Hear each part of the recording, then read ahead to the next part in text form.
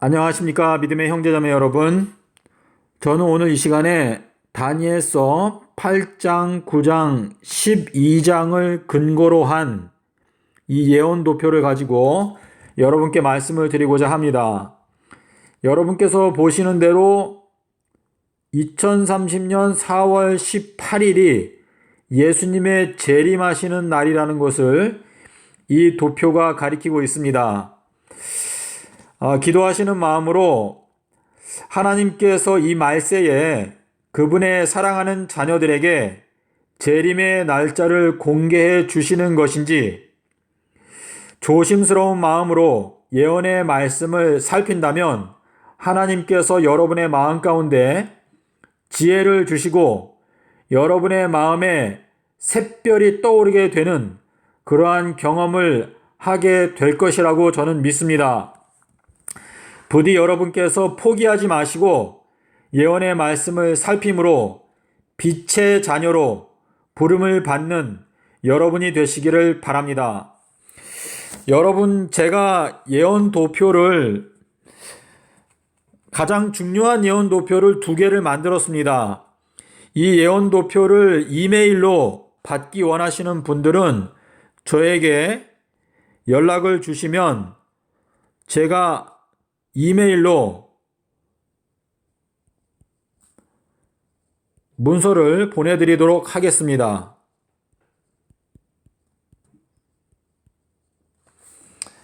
kwhyuk@gmail.com 요 이메일로 저에게 연락을 주시면 제가 문서를 보내드리도록 하겠습니다. 자, 그러면 제가 설명을 시작하도록 하겠습니다. 여러분께서 이 예언 도표를 깨닫고 올바로 이해하기 위해서 여러분들이 반드시 풀어야 하는 몇 가지 문제들을 제가 여기에서 제시해 드리겠습니다. 첫 번째는요,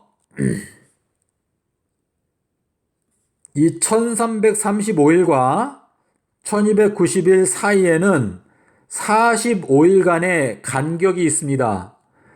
왜 45일의 간격이 있을까? 요 문제를 여러분께서 연구해 보시기를 바랍니다. 두 번째는요,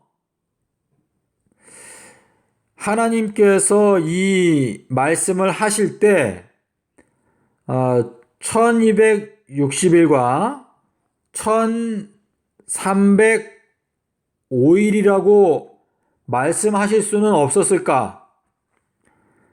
그리고 1260일과 1305일이라고 말씀하지 않으신 특별한 이유가 있을까? 그 문제를 여러분께서 연구해 보시기를 바랍니다. 그리고 세 번째는요,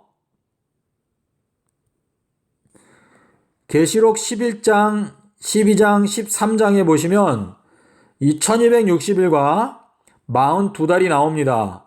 요 둘이 서로 같은 것인가? 아니면 다른 것인가? 요 문제를 성경적으로 확실하게 그 근거를 찾아보시기를 바랍니다. 그리고 네 번째는요,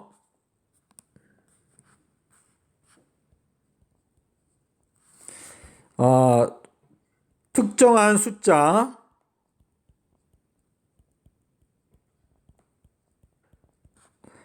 2300이라는 숫자를 하나님께서 왜 선택하셨을까? 요 문제를 연구해 보시기를 바랍니다. 그리고 다섯 번째는요, 왜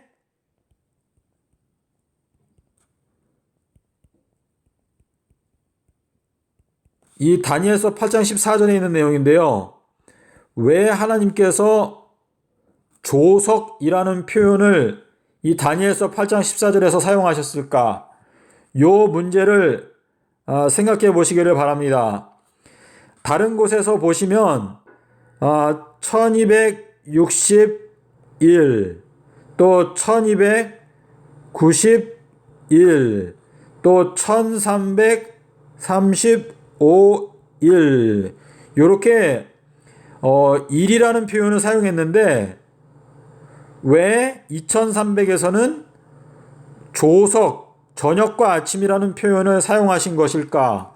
그 문제를 여러분께서 생각해 보시기를 바랍니다.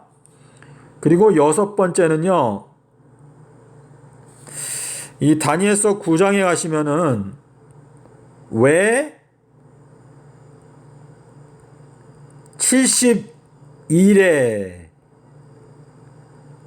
라고 말씀을 하셨을까? 그 문제를 생각해 보시기를 바랍니다. 다니엘서 9장 24절에 나오는데요. 하나님께서 그냥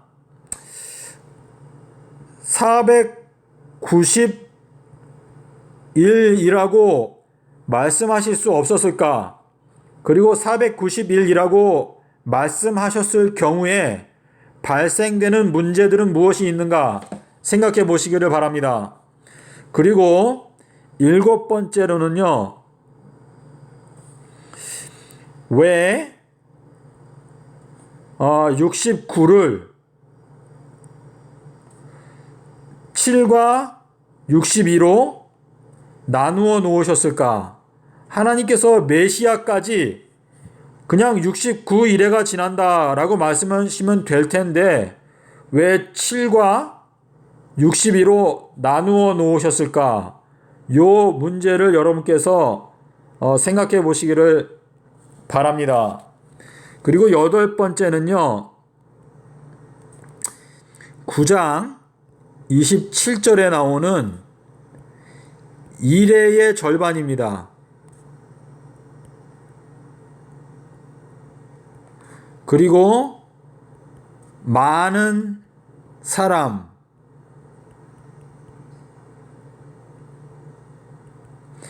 요 일의 절반이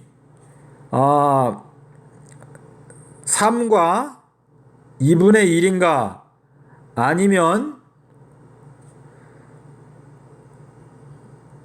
수요일인가, 요 문제를 여러분께서 생각해 보시고요.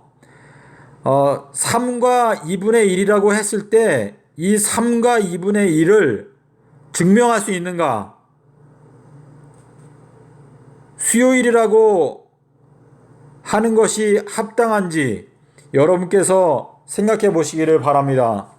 그리고 왜 많은 사람으로 더불어 한 일해 동안의 언약을 굳게 정한다라고 말씀을 하셨는데, 요 많은 사람이라고 하는 이 의미가 누구를 말하는 것인가? 요 문제를 여러분께서 생각해 보시기를 바랍니다. 제가 여러분께 드린 요 8가지 질문을 이 도표를 살펴보시는 가운데 여러분께서 해결하기 위해서 여러 가지 것들을 성경을 통해서 살펴보신다면 여러분의 마음 가운데 확실한 깨달음이 올 것입니다. 자, 그러면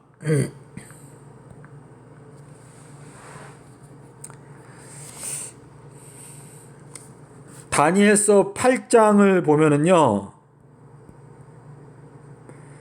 여기 14절인데요.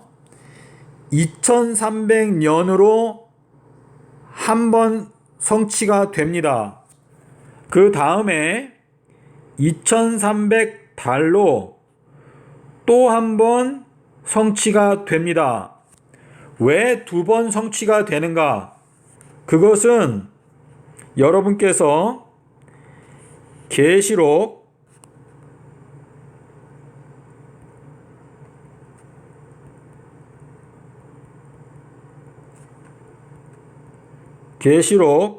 13장 3절 그리고 14절 그리고 17장 8절 요 내용을 보시고 연구해 보시면 이 작은 뿔 세력이 최상권을 2번 갖습니다. 요 2300년의 기간 동안에 최상권 첫 번째, 그리고 이 마지막 요 42달 요때에 최상권을 갖습니다. 요거는 두 번째 최상권입니다.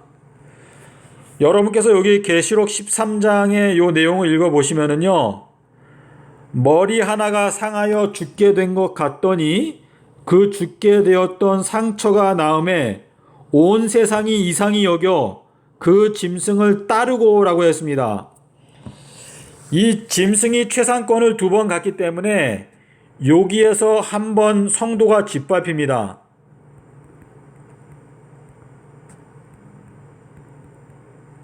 그리고 이 말세에 42달 동안에 성도가 또 짓밟힙니다.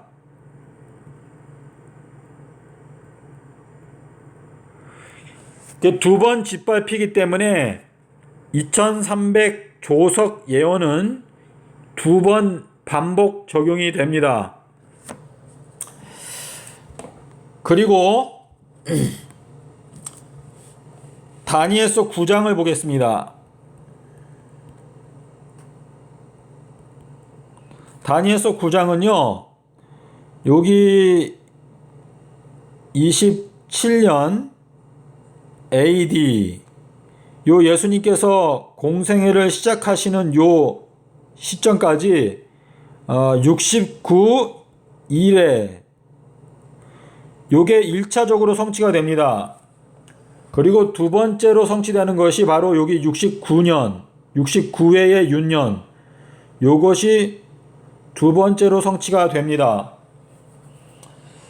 쉽게 말하면은요, 요 69일에 이 예수님의 초림 때는 교회의 머리가 건축되는 사건이었습니다. 그리고 요 마지막 69번의 윤년, 요 때는 교회의 몸이 건축되는 때입니다. 여러분께서 다니엘서 9장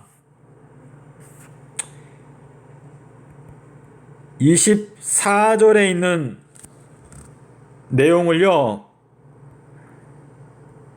레위기 16장 21절과 함께 반드시 비교해서 연구하셔야 합니다. 다니엘서 9장 24절은 예수님의 초림 때 완전히 성취가 되지 않았기 때문에 이 말세에 69번의 윤년을 통해서 다시 한번 성취가 된다는 것을 저희들이 알 수 있습니다. 히브리서 9장 28절도 여러분께서 함께 보시기 바랍니다.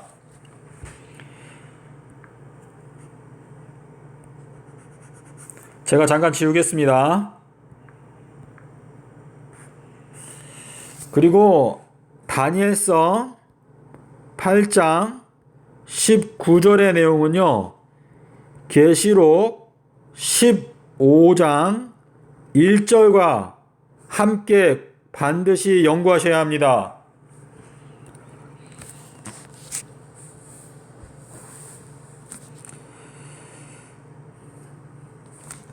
제가 어느 정도 지금 설명을 드렸는데요,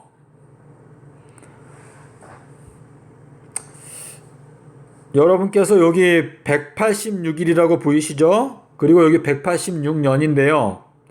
요 문제를 여러분께서 올바로 이해하기 위해서는 레위기 25장 9절을 가지고 연구하셔야 합니다. 그리고 여기에 제가 이렇게 적어 놓은 내용들은요, 여러분께서 성경과 함께 기도하시면서 살펴보시면 하나님의 영께서 여러분의 마음 가운데 깨달음을 주실 거라고 제가 생각합니다. 이 2030년 4월 18일 날 예수님께서 재림하시는 요 재림을 깨닫기 위해서는 초림을 먼저 깨달으셔야 합니다. 초림. 네, 요 초림에서 가장 중요한 것이 바로 예수님의 수요일 십자가 사건입니다. 예수님께서 서기 30년도에 수요일 날 돌아가시고 일요일 날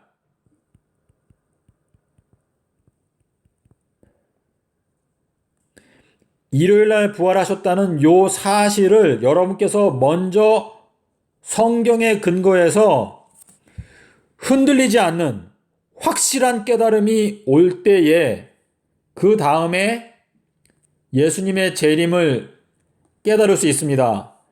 그래서 요 문제를 알기 위해서 가장 핵심적인 성경절이 마태복음 12장 40절입니다. 이 성경 구절이 다니엘서 12장을 연구해서 깨닫기 위한 열쇠입니다. 열쇠. 요 내용이 바로 열쇠입니다. 그래서 이 마태복음 12장 40절을 알아야 다니엘서 12장 12절을 깨달을 수 있습니다.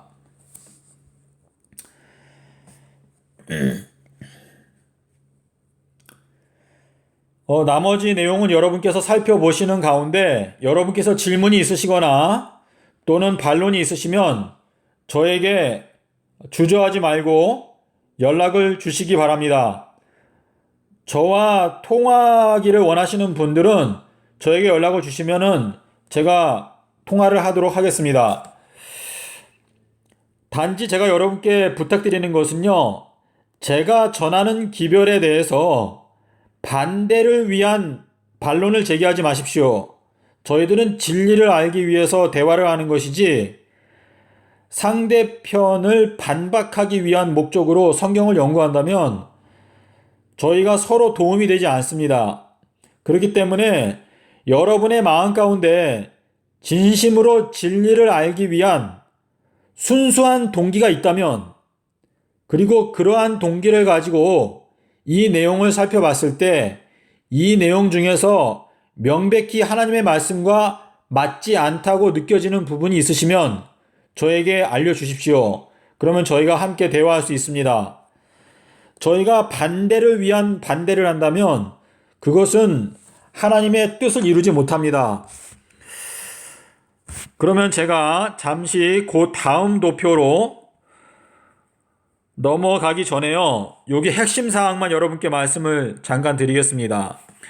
왜 예수님께서는 수요일에 죽으시고 일요일에 부활하셨는가? 예수님의 이 순환주간은 바로 예언입니다. 예언. 앞으로 다가오는 일에 대한 예언입니다. 왜 밀러는 1844년 봄에 주님을 기다렸는가? 밀러가 왜 그러한 기다림이 있었는지 그것을 연구하시기 바랍니다. 1회의 절반, 7회 가운데 수요일이라고 제가 적어놨습니다. 그리고 누가복음 23장 56절에서 계명을 좇아 안식일에 쉬더라. 그 안식일은 토요일 안식일이 아니고 큰 안식일이었던 목요일이었습니다.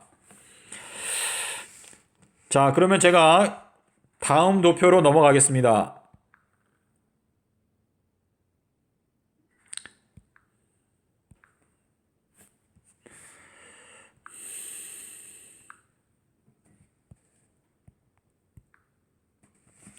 네, 요거는 여러분께서 보시는 대로 2030년 재림전 7년 예언 도표입니다. 요 도표에서 보시면은요,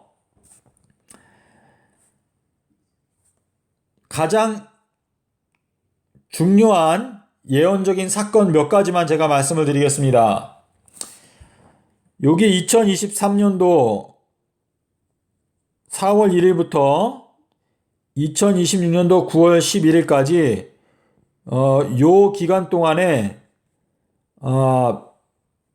1260일인데요. 요 기간 동안에 비가 오지 않습니다. 요 비가 오지 않는 요 예언을 주신 이유는 이 세상에 성경을 우습게 여기는 모든 사람들, 이방인들, 무신론자, 이 사람들이 참된 하나님이 누구인지 명백하게 알 수 있도록 하기 위해서 하나님께서 주시는 마지막 기회입니다. 그래서 이 기간 동안에 비가 오지 않을 건데요. 많은 우상을 섬기는 이교도들이 이 비가 오지 않을 때 기우제를 지낼 것입니다. 그리고 자기들의 신에게 또 기도하겠죠? 그때에 비가 계속 오지 않고 이 이방 신들이 그들에게 도움을 주지 못하는 것을 보게 될 때 참 하나님이 누구인지 깨닫게 될 것입니다. 그리하여 이 세상에 있는 모든 사람들이 성경에 있는 참된 하나님께 돌아올 수 있는 명백한 증거를 보게 될 것입니다. 저희가 이 예언을 미리 전해야 하는데요. 이 예언을 미리 전하지 않으면 이 예언이 이루어지게 될 때 이방인들이 그 현상이 하나님의 말씀에 의한 현상이라는 것을 깨달을 수 없기 때문입니다. 그래서 저희들은 지금 미리 이 예언의 말씀을 전해야 하는 것입니다. 이 비가 안 오는 기간 동안에 두 증인을 세우십니다. 그리고 이 두 증인이 활동하는 기간 동안에 믿는 자들에 대한 청량 사업을 하십니다. 요 내용이 11장 1절 2절에 나옵니다. 그래서 요 청량하는 기간 동안에 믿는 자들이 청량을 받고 이방인들은 심판하지 말고 그냥 놔두라고 그랬습니다. 42달을 하나님께서 더 주신다고 했습니다. 그래서 요 믿는 자들에 대한 청량이 끝나고 나서 그 다음 날이 바로 6번째 나팔이 불리웁니다. 그리고 이 대속죄일 날 지구 인구의 3분의 1이 죽임을 당합니다. 그리고 이 죽임을 당하는 사람들의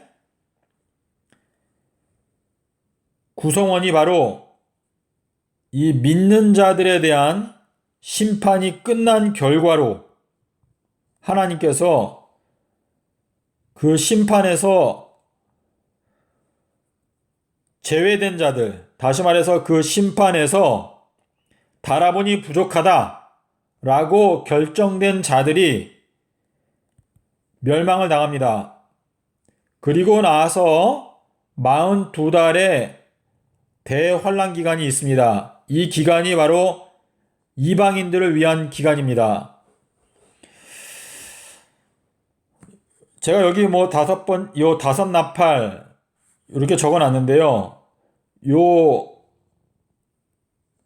다섯 나팔 기간 동안 이 세상의 여러 가지 재앙으로 하나님께서 경고를 보내십니다. 이 마지막 때 저희들이 겪게 되는 어려움들은 그야말로 두려운 사건이 될 것입니다. 요 비가 오지 않는 요 기간 동안에 곡식값이 비싸지기 때문에 여러분께서 세 번째 인을 보시면은요, 밀 한 대에 한 데나리온이다라고 말했습니다. 여러분께서 요거는 7인이고요. 요거는 7 나팔입니다. 요 내용을 여러분께서 자세히 살펴보시면 저희들이 앞으로 겪게 되는 이 모든 7년 동안의 사건들을 여러분께서 알 수 있습니다. 멸망의 미운 물건이 세워지는 때가 바로 요때입니다. 미운 물건. 이때에 하나님을 믿는 자들은 산으로, 시골로, 사막으로 도망을 가야 합니다. 믿음의 형제자매 여러분, 요 비가 오지 않는 요 사건을 위해서 여러분의 마음 가운데 하나님의 성령께서 지혜를 주시고 요 비가 오지 않는 기간 동안 어려움을 겪지 않고 살아남기 위해서 잘 준비하시기를 바랍니다. 그리고 준비하실 때 여러분 자신을 위해서뿐만 아니라 하나님의 성경 말씀을 우습게 여기는 이 이방인들과 무신론자들을 위해서도 준비를 하시기 바랍니다. 이때에 여러분께서 식량이 모자람으로 말미암아 굶주리고 허약해져서 하나님의 사업조차 할 수 없게 되는 그러한 형편에 이르지 않도록 하기 위해서 지금부터 잘 준비하시고 이때 비가 오지 않을 때 이방인들에게 전도할 수 있는 가장 좋은 기회라는 것을 생각하시고 준비하시기 바랍니다. 믿음의 형제자매 여러분, 다니엘서는 말하기를 저희들이 당할 환난은 개국 이래로 한 번도 없었던 환난이라고 말하고 있습니다. 그리고 예수님께서는 말씀하시기를 사람들이 바람과 파도에 우는 소리로 인해서 기절한다고 그랬습니다. 그리고 이 모든 것이 재난의 시작이다라고 말씀하셨습니다. 믿음의 형제자매 여러분, 저희들은 저희들의 허리띠를 단단히 조이고 하나님의 말씀을 부지런히 연구함으로 이 다가오는 마지막 7년의 예언 도표를 분명히 깨닫고 여러분 각자가 그 시간표에 맞추어서 구체적으로 어떠한 준비를 해야 하고 각각의 시점에서 내가 어떤 행동을 해야 하는지 구체적으로 계획을 세우고 준비하시기를 바랍니다. 하나님께서 이 예언을 주셨는데도 여러분께서 이 예언을 연구하고 아무 행동도 하지 않는다면 여러분은 예언을 전혀 알지 못하는 이방인들과 똑같은 고통과 어려움을 당하게 될 것이고 오히려 예언을 받지 않은 이방인들보다 더 어려운 환경에 더 어려운 심판을 받게 될 것입니다. 하나님께서 우리에게 주신 말씀을 가볍게 여기지 마시고 이 축복의 말씀을 지혜롭게 감사한 마음으로 받고 잘 준비함으로 여러분 스스로도 이 환난을 잘 통과할 뿐만 아니라 이방인들을 예수 그리스도께로 인도할 수 있는 이 마지막 절호의 기회를 잘 활용하시기를 바랍니다. 믿음의 형제 자매 여러분, 우리 구주 예수 그리스도께서 다시 오신다고 하는 사실은 실제로 두렵고 엄청난 사건이 될 것입니다. 저희들은 이 세상에 흩어져 있는 하나님을 알지 못하는 수많은 이방인들을 사랑하시는 하나님의 심정을 깨닫고 그들을 예수 그리스도께로 인도하기 위해서 이 말세를 지혜롭게 보내야 할 것입니다. 무릇